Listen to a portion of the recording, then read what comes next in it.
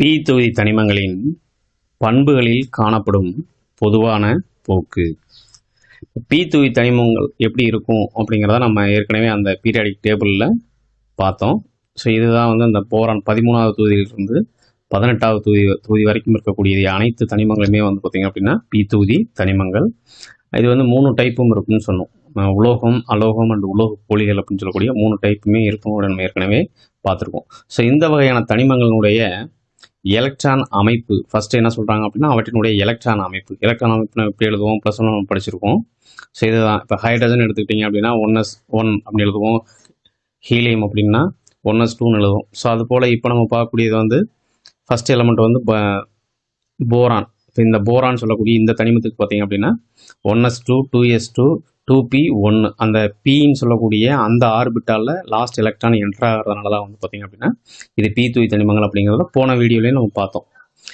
இப்போ அதுக்கடுத்து இந்த பி தொகுதி தனிமங்களுடைய உருவளவு எப்படி இருக்கும், அதாவது தொகுதி வைஸாக பார்க்கும்போதும் இல்லை தொடர் வைஸாக பார்க்கும்போதும் இதனுடைய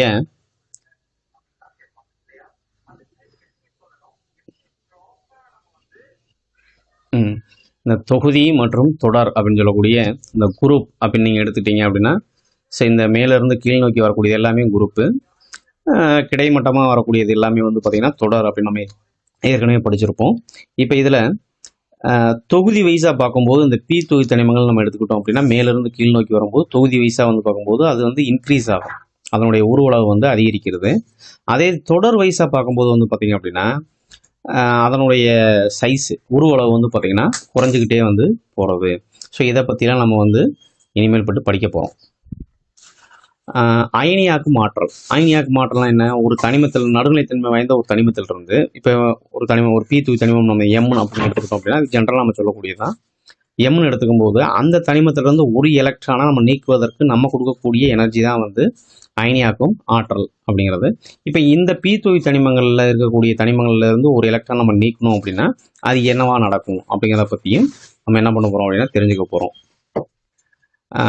எலக்ட்ரான் கவர்த்தன்மை, அது ஒரு சகப்பிணைப்பில் இருக்கக்கூடிய ஒரு மூலக்கூறில் பி தொகுதி பேஸ் பண்ணி இருக்கக்கூடிய எலமெண்ட்டை வச்சு உருவாக்கப்பட்ட சகப்பிணைப்பில் இருந்துச்சு அப்படின்னா அந்த சகப்பிணைப்பில் எலக்ட்ரான் கவர்த்தன்மை எப்படி இருக்கும் ஆகியவற்றை பொறுத்து அமைகிறது என்பதை நாம் ஏற்கனவே பார்த்திங்க அப்படின்னா எங்கே படிச்சிருக்கோம் அப்படின்னா +1லேயே நம்ம இதை பற்றியெல்லாம் படிச்சிருக்கிறோம்.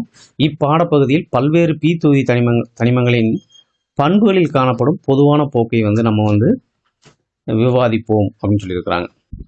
அதில் முதல் தலைப்பாக எலக்ட்ரான் அமைப்பு. இந்த எலக்ட்ரான் அமைப்பு அப்படிங்கிறது இதுவும் நம்ம +1ல் பார்த்தது தான். இப்போ அந்த எலக்ட்ரான் அமைப்பு எப்படி எழுதுகிறோம் அப்படிங்கிறத இங்கே பார்க்கலாம். இப்போ இது பொதுவான எலக்ட்ரான் அமைப்பு அப்படின்ற ஒரு விஷயம் சொல்கிறாங்க. இந்த பொதுவான எலக்ட்ரான் அமைப்பு எப்படி இருக்கும் அப்படின்னா பி தொகுதி தனிமங்களை பொறுத்தளவுக்கு NS2 NP1 to 6. இப்போ இதில் நம்ம முதல் தொடரை மட்டும் நம்ம எடுத்துக்குவோம். இரண்டாம் தொடரில் வரக்கூடிய எலமெண்ட்ஸ் மட்டும் நம்ம எடுத்துக்குவோம். எது அப்படின்னா இந்த boron, carbon, nitrogen, oxygen, fluorine and neon. இப்போ இங்கே எங்கேருந்து பார்க்குறோம் அப்படின்னா இங்கேருந்து இந்த நியான் வரைக்கும். இப்போ இதில் நீங்கள் பார்த்தீங்க அப்படின்னா ஒவ்வொரு தனிமத்துக்கும் நீங்கள் எலக்ட்ரான் அமைப்பு எழுதுனீங்க அப்படின்னா இது போல தான் இருக்கும். எப்படி இருக்கும், இது வரைக்கும் நீங்கள் இது பார்க்குறது போல் இருக்கும்.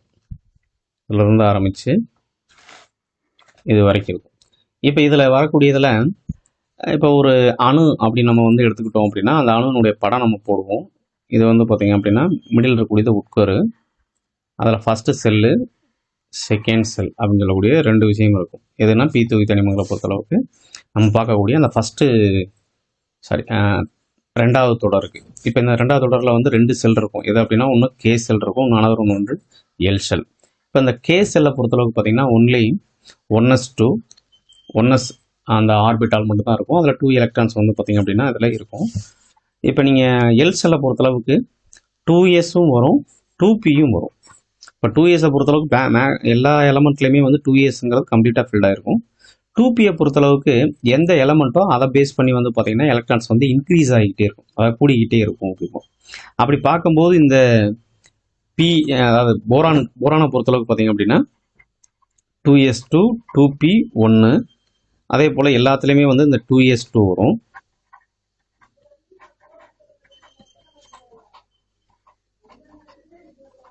அப்போ அந்த கார்பனை பொறுத்தளவுக்கு வந்து பார்த்தீங்கன்னா 2p, இப்போ நீங்கள் இங்கேயே பார்க்கலாம் 2p2ன்னு வந்துடும். அப்போ இது வந்து 2p3, இது வந்து 2p4, இது 2p5, இது 2p6. அப்போ இதில் ஃபுல்லாக வந்து பார்த்தீங்கன்னா நம்ம ஜென்ரலாக சொல்லணும் அப்படின்னு நம்ம நினச்சோம் அப்படின்னா, இந்த எண்ணுங்கிறது வந்து ஆல்ரெடி முதன்மை குவாண்டம் எண் அப்படிங்கிறத நம்ம +1 படிச்சிருக்கோம். அப்போ இந்த எண் இதை ஃபுல்லாக வந்து ஜென்ரலாக நம்ம என்ன சொல்லலாம் அப்படின்னா என் அப்படின்ற சிம்பிளால் டினோட் பண்ணுறோம். அப்போ அதுக்கடுத்து இருக்கக்கூடிய இந்த S2ங்கிறது எல்லாத்துலேயுமே காமனாக வர்றதுனால வந்து பார்த்திங்கன்னா S2 அப்படின்னு சொல்லுவோம். அடுத்து திரும்பவும் இந்த நம்பருக்கு பதிலாக நம்ம என்ன சொல்லலாம் அப்படின்னா என் அப்படின்னு நம்ம சொல்லுவோம். நெக்ஸ்ட் அடுத்த ஆர்பிட்டால் வந்து பார்த்திங்கன்னா எல்லாத்துலேயுமே P ஆர்பிட்டால் தான். ஸோ P நம்பர் வந்து பார்த்திங்கன்னா 1ல் ஸ்டார்ட் ஆகி 6 வரைக்கும் இருக்குது. அப்போ அந்த 1 to 6 இதுதான் வந்து பார்த்திங்க அப்படின்னா P தொகுதி தனிமத்தில் இருக்கக்கூடிய பொதுவான எலக்ட்ரான் அமைப்பு. இந்த எண்ணுங்கிறது வந்து 2வது தொடரை பொறுத்தளவுக்கு பார்த்தீங்க அப்படின்னா இது 2 வருது. இப்போ இதே 3வது தொடர்னு வந்துச்சு அப்படின்னா இந்த இடத்துல என்ன வரும் 3s2 3p அப்படின்ற மாதிரி ஸ்டார்ட் ஆகும். அப்போ அந்த நம்பர் மட்டும் தான் என்ன ஆகிட்டுனா மாறிக்கிட்டே இருக்கும். அப்போ எண்ணுங்கிறது வந்து 2 வரலாம், 3 வரலாம், 4 வரலாம், 5 வரலாம், 6 வரலாம், 7 வரலாம். ஸோ இந்த மாதிரி நம்பர்ஸ் மட்டும் தான் என்ன ஆகிட்டு இருக்குன்னா மாறிக்கிட்டு இருக்கும். அதனால் வந்து ஜென்ரலாக நம்ம என்ன டினோட் பண்ணுறோம் அப்படின்னா என்னன்னு சொல்லக்கூடிய ஒரு சிம்பிளை வந்து இங்கே டினோட் பண்ணுறோம். ஸோ அதனால தான் வந்து பார்த்திங்கன்னா P தொகுதி தனிமத்துக்கு வந்து ஒரு பொதுவான எலக்ட்ரான் அமைப்பாக வந்து எதை சொல்கிறோம் அப்படின்னா NS2 NP1 to 6 அப்படின்ற விஷயத்த சொல்லப்பட்டிருக்கு. ஒரு தொகுதியில் உள்ள அனைத்து தனிமங்களும் இப்போ இந்த தொகுதியில் பார்க்கக்கூடிய அனைத்து தனிமங்களுமே ஒரே ஒரு கூட்டில் மட்டும்தான் வந்து பார்த்தீங்க அப்படின்னா இணைஞ்சிக்கிட்டு இருக்கு அப்படின்னு நம்ம சொன்னோம். எது அப்படின்னா அந்த எல் ஷெல் அப்படின்னு சொல்லக்கூடிய இதில் தான் ஆரம்பத்தில் பார்க்கும்போது போரானுக்கு வந்து ஒரு எலக்ட்ரான் இருக்கும் P ஆர்பிட்டாலில். அடுத்து 2 3 அப்படின்னு வரிசையாக வந்து பார்த்தீங்கன்னா இன்க்ரீஸ் ஆகிட்டே இருக்கும். ஆனால் வந்து கூடுகளுடைய எண்ணிக்கை வந்து எக்காரணம் கொண்டும் கூடவே கிடையாது. இந்த எண் சொல்லக்கூடிய முதன்மை குவாண்டம் நம்பர்ஸில் மட்டும்தான் மாறிக்கிட்டே இருக்கும் அப்படின்னு நம்ம அதையும் நம்ம ஏற்கனவே இங்கே பேசியிருக்கோம். அப்போ ஆனால் எண் முதன்மை குவாண்டம் மதிப்பில் மட்டும் என்ன ஆகிட்டு இருக்குன்னா நம்பர்ஸ் மட்டும் மாறிக்கிட்டே இருக்குது. 2 3 4 அப்படின்ட்டு வரிசையாக மாறிக்கிட்டே இருக்கும்.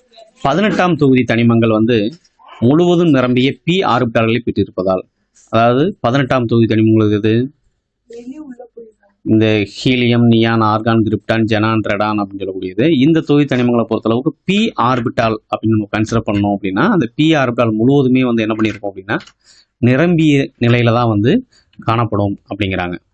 ஸோ அதனாலேயே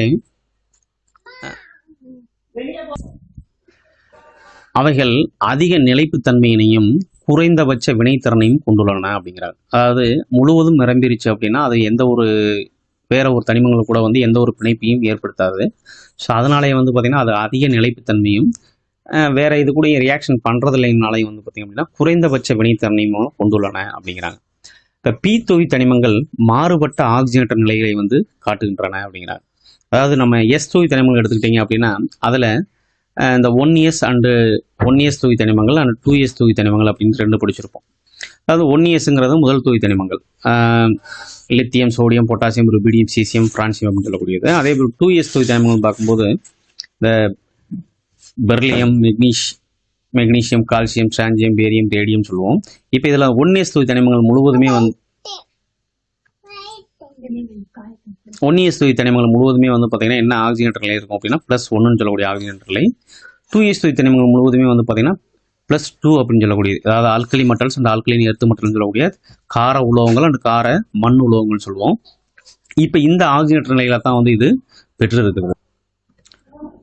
P தொகுதி தனிமங்கள் மாறுபட்ட ஆக்சிஜனேற்ற நிலைகளை வந்து காட்டுகின்றன. மேலும் அவைகளின் அதிகபட்ச ஆக்சிஜனேற்ற நிலையானது தொகுதி ஆக்சிஜனேற்ற நிலை அப்படிங்கிறாங்க. தொகுதி ஆக்சிஜனேற்ற நிலைங்கிறது இப்போ நம்ம வந்து கார உலோகங்களுக்கு +1 சொல்கிறது போலையும் கார மண் உலோகங்களுக்கு +2 சொல்கிறது போலையும் 13வது தொகுதி தனிமங்கள் அப்படின்னு நம்ம எடுத்துக்கிட்டோம் அப்படின்னா அந்த 13 எது இந்த போரான் ஃபேமிலி. இப்போ இதுக்கு வந்து பார்த்தீங்கன்னா +3 அப்படின்னு சொல்லக்கூடிய ஆக்சிஜனேற்ற நிலை தான் வந்து அதிகமாக இருக்கும். இதுக்கு வந்து +4 கார்பன் ஃபேமிலி. நைட்ரஜன் ஃபேமிலி அப்படின்னு எடுத்துக்கிட்டிங்க அப்படின்னா இது அந்த ஆக்சிஜனேற்ற நிலை வந்து பார்த்தீங்கன்னா +5ம் வரும் இது வந்து பார்த்தீங்கன்னா +3 -3 வரும். இது வந்து பார்த்தீங்கன்னா இது போலவே வந்து பார்த்தீங்கன்னா மற்ற தனிமங்களுக்கு வந்து ஒரு அதனுடைய பொதுவான ஆக்சிஜன் நிலையில வந்து கொண்டுள்ளன அப்படிங்கிறாங்க. அவற்றின் இணைதிறன் கூட்டில் உள்ள எலக்ட்ரான் எண்ணிக்கைக்கு சமமாக இருக்கும். நேர் ஆக்சிஜனேற்ற நிலைகளை மட்டும் பெற்றிருக்கக்கூடிய எஸ் தொகுதி தனிமங்களைப் போல் அல்லாமல், நேர் ஆக்சிஜனேற்ற நிலைங்கிறது நம்ம பார்க்கக்கூடிய ஃபர்ஸ்ட் தொகுதி தனிமங்கள், இரண்டாவது தொகுதி தனிமங்கள், இது வந்து பார்த்தீங்கன்னா நேர் ஆக்சிஜனேற்ற நிலையில மட்டும்தான் இதில் இருக்கும். ஆனால் இதில் வந்து பார்த்தீங்கன்னா பி தொகுதி தனிமங்களை பொறுத்தளவுக்கு அப்படி கிடையாது. நேர் ஆக்சிஜனேற்ற நிலையிலும் இருக்கும், எதிர் ஆக்சிஜனேற்ற நிலையிலும் இருக்கும். இப்போ நேர்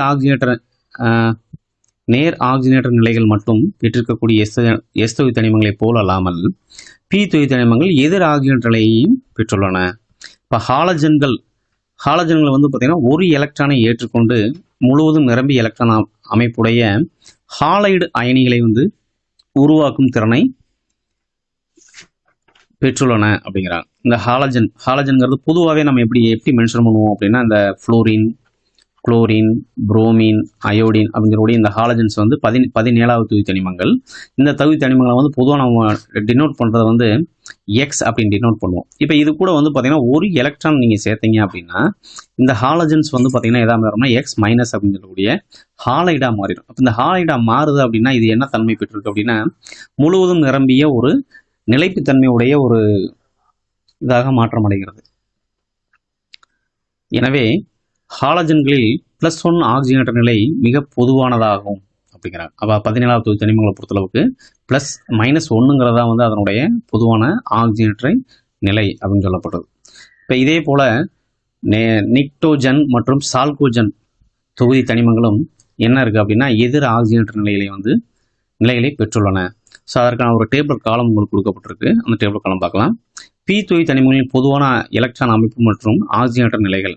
13வது தொகுதி தனிமங்களுக்கு வந்து பார்த்தீங்கன்னா அதனுடைய தொகுதியினுடைய பெயரை வந்து என்ன பேர் சொல்லப்பட்டிருக்கு அப்படின்னா ஐகோ சாஜன்கள் அப்படிங்கிறாங்க. 14வது தொகுதி தனிமங்களுக்கு வந்து டெட்ரஜன்கள். 15வது தொகுதி தனிமங்கள் பார்த்தீங்கன்னா நிக்டோஜன்கள். 16வது தொகுதி தனிமங்கள் வந்து சால்கோஜன்கள். 17வது தொகுதி தனிமங்கள் வந்து ஹாலஜன்கள். 18வது தொகுதி தனிமங்கள் மந்த வாயுக்கள், அரிய வாயுக்கள், நோபல் கேஸ் அப்படின்லாம் நம்ம சொல்லுவோம். உயரிய வாயுக்கள் அப்படின்னு சொல்லப்படும். இப்போ இதனுடைய பொதுவான எலக்ட்ரான் அமைப்பு நம்ம இதெல்லாம் ஏற்கனவே இப்போ பார்த்தோம். அதாவது அந்த படத்தை நம்ம வரைஞ்சு பார்த்தோம். இந்த பொதுவான எலக்ட்ரான் அமைப்புங்கிறது வந்து என்இஎஸ்ங்கிறது எல்லாத்துக்கும் காமன் தான். இந்த ஒன்றா வந்து என்ன பண்ணிட்டு கூடிக்கிட்டே இருக்குன்னு நம்ம பார்த்தோம். அதை தான் இங்கே சொல்லியிருக்கிறாங்க. ஃபர்ஸ்ட் 13வது தனிமங்களை பொறுத்தளவுக்கு NP1, இது NP2, இது NP3, NP4, NP5 and NP6. இந்த NS2ங்கிறது எல்லாத்துக்குமே என்னதான் காமன் தான். அடுத்தது இதனுடைய அதிகபட்ச ஆக்சிஜனேற்ற நிலை, தொகுதி ஆக்சிஜனேற்ற நிலை அப்படின்னு சொல்லப்படுது. இப்போ போரான் தொகுதின்னு எடுத்துக்கிட்டிங்க அப்படின்னா அதோடைய ஆக்சிஜனேற்ற நிலை என்ன சொல்கிறாங்கன்னா +3. அதே நம்ம கார்பன் ஃபேமிலின்னு பார்க்கும்போது +4, நைட்ரஜன் வந்து +5, அடுத்த ஆக்சிஜன் வந்து +6 அண்டு ஃப்ளூரின் வந்து +7 அண்டு லாஸ்ட்டு சொல்லக்கூடிய மந்தவாய்க்கில் வந்து +8. இதெல்லாம் வந்து எதை மென்ஷன் பண்ணுறாங்க அப்படின்னா அந்த தொகுதி தனிமத்தினுடைய வெளிவட்ட பாதையில் இருக்கக்கூடிய எலக்ட்ரான், அது இணைதிறன் கூறுஞ்சொல்லக்கூடிய வெளிவட்ட பாதையில் இருக்கக்கூடிய எலக்ட்ரானை தான் வந்து மென்ஷன் பண்ணி சொல்லியிருக்கிறாங்க. இப்போ பிற ஆக்சிஜனேற்ற நிலைகள், அதாவது நம்ம எஸ் தொகுதி தனிமங்களை பார்க்குறது போல ஒரே ஆக்சிஜனேற்ற நிலை இருக்காது. இப்போ கார உலோகங்களுக்கு வந்து +1 ஆக்சிஜனேற்ற நிலை இருக்கும், கார மண் உலோகங்களுக்கு வந்து +2 ஆக்சிஜனேற்ற நிலை இருக்கும்னு சொன்னோம். ஆனால் இந்த தொகுதி தனிமங்களை பொறுத்தளவுக்கு பார்த்திங்க அப்படின்னா வேறுபட்ட ஆக்சிஜனேற்ற நிலைகளை வந்து கொண்டுள்ளது அப்படின்னு நம்ம சொன்னோம். அப்படி பார்க்கும்போது இப்போ பிற ஆக்சிஜனேற்ற நிலைகள்னு பார்க்கும்போது போரான் ஃபேமிலிக்கு வந்து +1ன்னு சொல்லக்கூடிய இன்னொரு ஆக்சிஜனேற்ற நிலையும் உண்டு. அதே கார்பன் ஃபேமிலிக்கு வந்து பார்த்திங்கன்னா +2ம் வரும், -4ம் வருங்கிறாங்க. அடுத்த நைட்ரஜனுக்கு பொறுத்தளவுக்கு +3ம் வரும், -3 வரும். அடுத்தது ஆக்சிஜனை பொறுத்தளவுக்கு வந்து +4, +2, -2 அப்படின்னு சொல்லக்கூடிய இந்த ஆக்சிஜனேற்ற நிலையிலும் காணப்படுதுங்கிறாங்க. அடுத்தது ஃப்ளூரினை பொறுத்தளவுக்கு +5, +3, +1, -1 அப்படிங்கக்கூடிய இந்த வேறுபட்ட ஆக்சிஜனேற்ற நிலையில் காணப்படுகிறது.